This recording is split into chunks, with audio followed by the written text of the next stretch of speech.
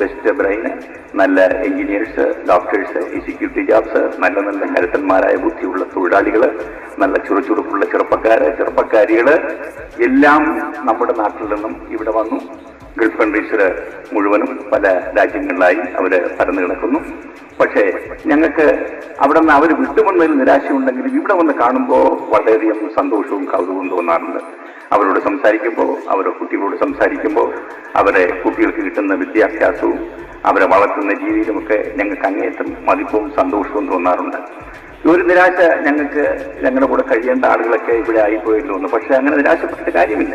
ലോകത്ത് കേരളം മാത്രമല്ല, ഇന്ത്യ മാത്രമല്ല, എല്ലാ രാജ്യങ്ങളിൽ നിന്നും ആളുകൾ അങ്ങോട്ടും ഇങ്ങോട്ടും ഓരോ രാജ്യങ്ങളിൽ കയറി പാർട്ടിയ പതിവാണ്.